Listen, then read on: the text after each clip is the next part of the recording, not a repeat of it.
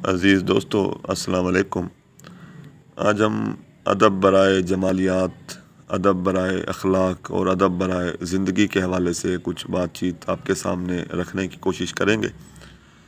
دوستو، قدیم یونانی ادب میں بھی یہ نظریہ عام تھا کہ ادب کا مقصد دراصل اخلاقی اور افادی ہونا چاہیے، یعنی ادب جو ہے وہ انسانی اخلاق کو سنوارنے کا کام کرے اور ادب کا کوئی فائدہ ہونا چاہیے۔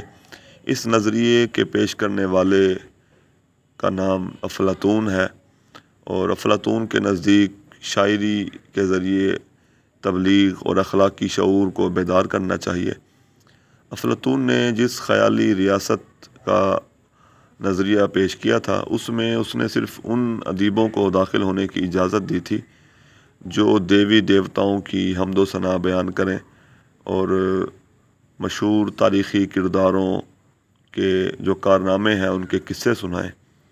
اس کے علاوہ قدیم یونانی شاعر ہومر، وہ بھی ادب کو بہتر زندگی گزارنے کے اصول کا درجہ دیتا تھا۔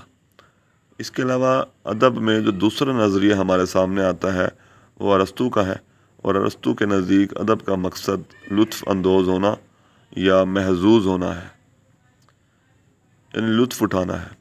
ہر زمانے میں یہ دونوں قسم کے نظریات ہمارے سامنے موجود رہے ہیں، اور ان نظریات پہ عمل کرنے والے ماہرین بھی ہمارے سامنے موجود رہے ہیں۔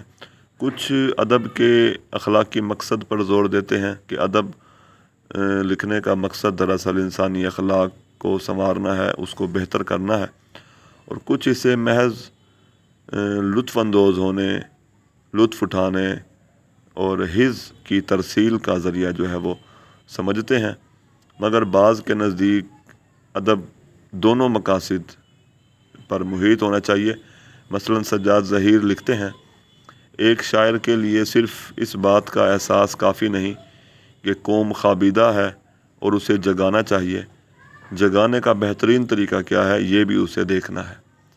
یعنی ادب جہاں جمالیات کے لیے ہے، وہیں ادب ہماری اخلاق کے لیے بھی ہے، اور وہیں ادب ہماری زندگی کے لیے بھی ہے۔ یعنی ادب ہماری زندگی کو بھی بہتر کرتا ہے، ادب ہمارے اخلاق کو بھی بہتر کرتا ہے، اور ادب جو ہے وہ جمالیات کے لیے بھی ہے، یعنی ادب سے ہمیں لطف اندوز ہونے کا موقع ملتا ہے۔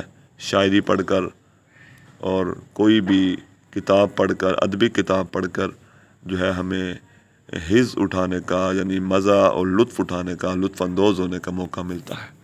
شکریہ۔